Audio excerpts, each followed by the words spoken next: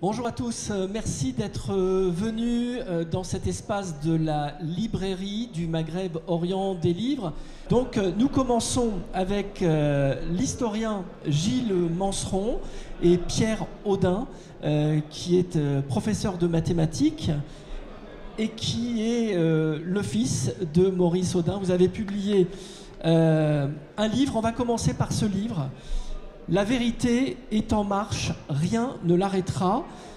Alors le sous-titre est explicite, la torture, la guerre d'Algérie, la colonisation. Les auteurs sont Charles Sylvestre, Gilles Manceron et Pierre Audin qui sont donc présents. Et c'est publié aux éditions de l'Humanité, donc la maison d'édition qui appartient au journal que nous connaissons bien et qui organise la fête de l'Humanité.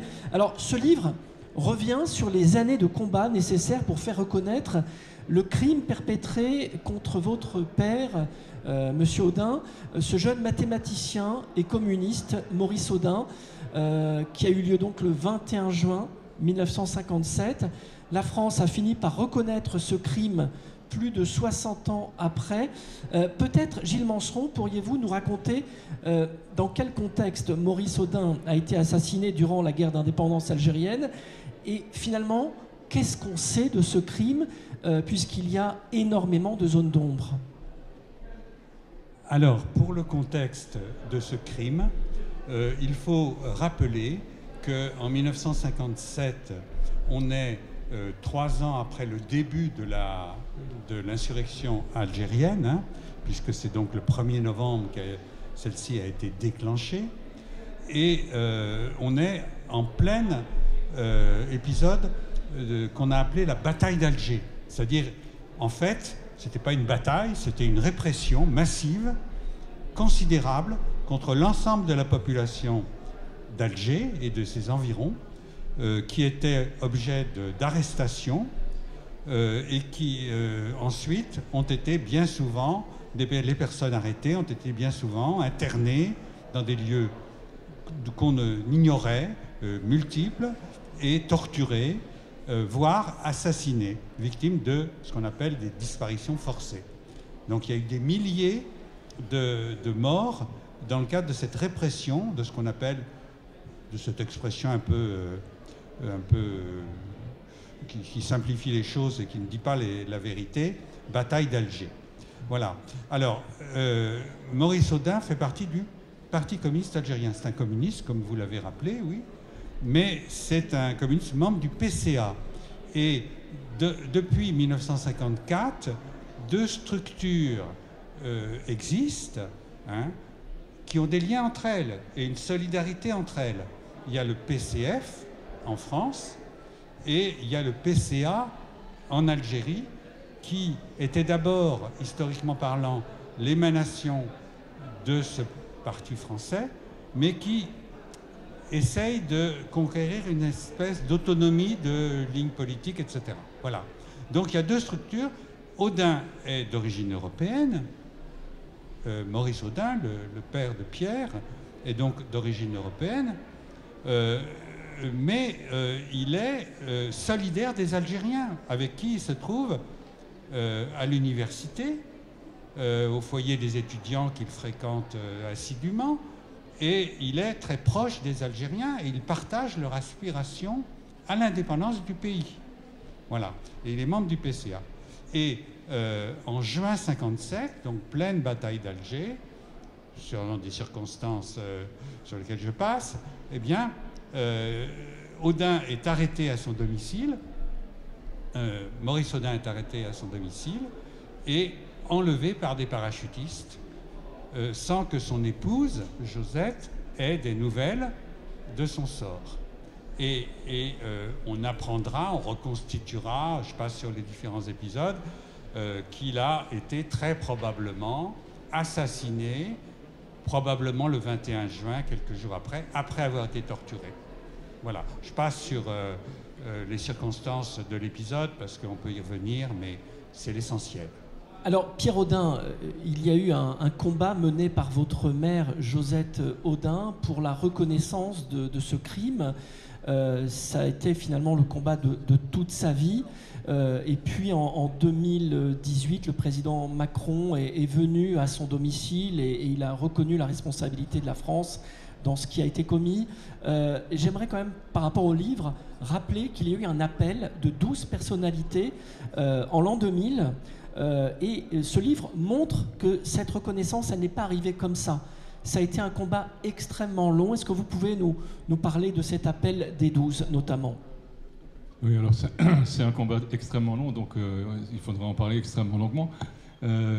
Disons que l'appel des 12, c'est un moment où il s'agit de faire reconnaître la vérité.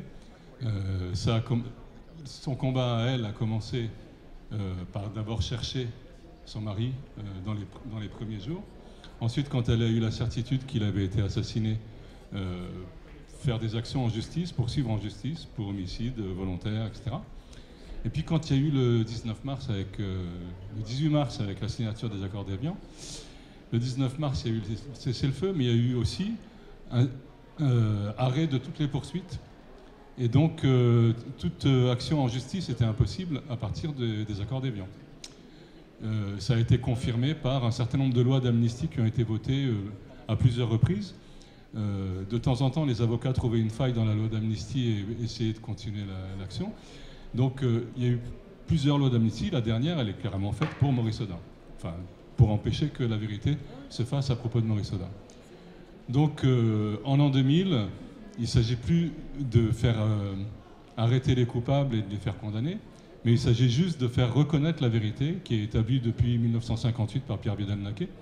Il s'agit juste de faire reconnaître la vérité, de faire dire à la France ce qui s'est passé pour Maurice Audin, mais pas seulement. C'est-à-dire que dans la déclaration du président de la République, que le président de la République remet 61 ans après à ma mère, il est question un petit peu de Maurice Audin, mais il est surtout question de dire que Maurice Audin, c'était un exemple, c'était un symbole de milliers de gens qui, comme lui, ont été arrêtés, torturés, assassinés, voire exécutés. Assassiné, on pourrait dire c'est éventuellement c'était pas voulu, et puis finalement voilà, ça s'est mal passé. Exécuté, ça veut dire qu'on avait l'intention de supprimer. C'est-à-dire que Massu, il décrète qu'il s'agit d'une bataille, la bataille d'Alger, alors qu'en fait c'est une répression d'une armée contre un peuple, et c'est pas une bataille d'une armée contre une autre armée. Donc il n'y a pas de bataille en fait. Hein. Mais Massu, il a les pouvoirs de police. Mais il a aussi les pouvoirs de justice et le pouvoir d'être le bourreau aussi, c'est-à-dire qu'il fait tout. Il décide de qui il arrête, il décide pour quelles raisons, etc. Et il décide qui éventuellement il supprime. Et de quelle façon il s'occupe des gens avant de les supprimer.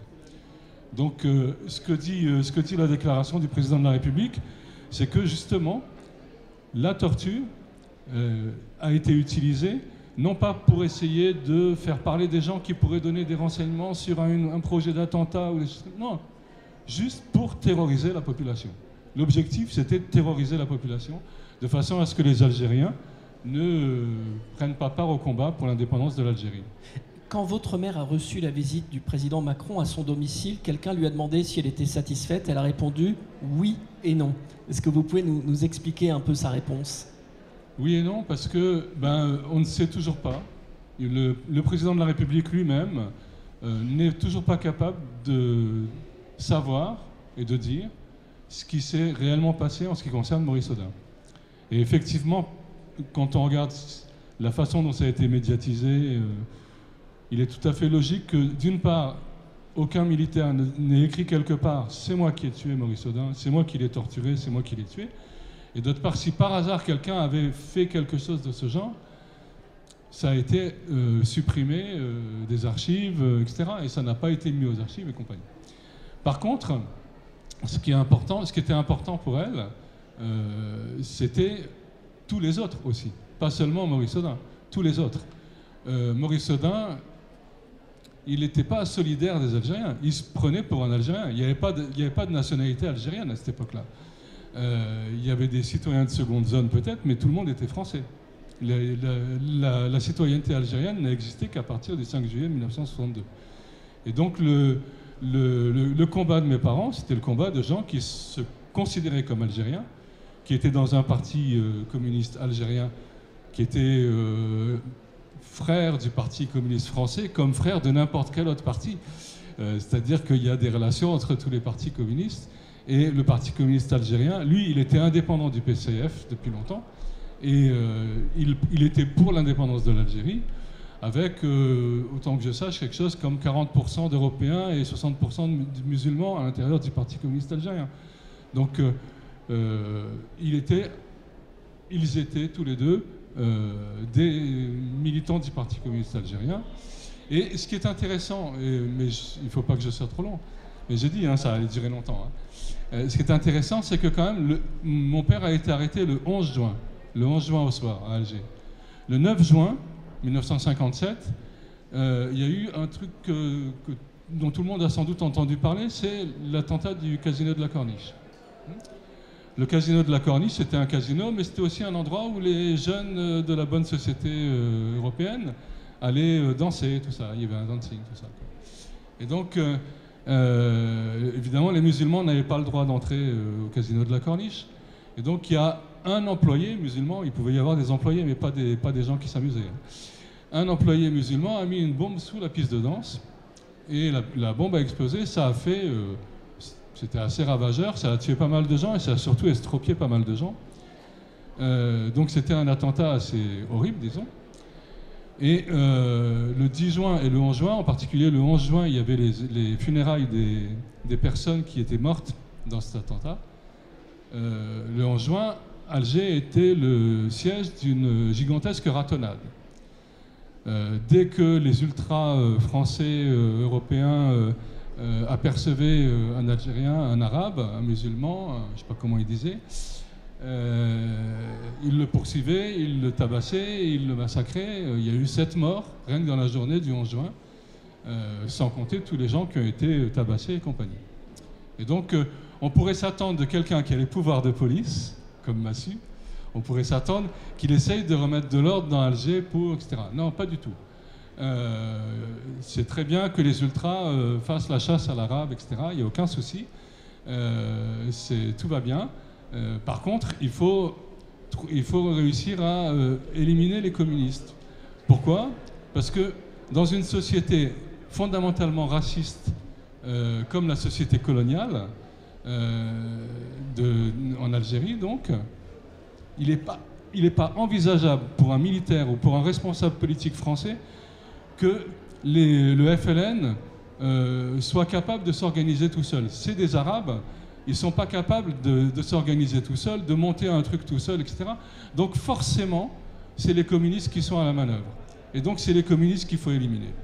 On est en pleine période de la guerre froide, etc. Il n'y a pas de souci. Mais disons que le racisme va jusque dans leur façon de penser, qu'il faut absolument éradiquer tous les communistes, il faut s'en prendre à tous les communistes. Donc ils sont à la recherche des communistes en s'imaginant que c'est eux qui sont responsables de ce que fait le FLN, etc. Voilà. Un mot, puisque le temps passe vite, ce sont des rencontres de 15 minutes seulement.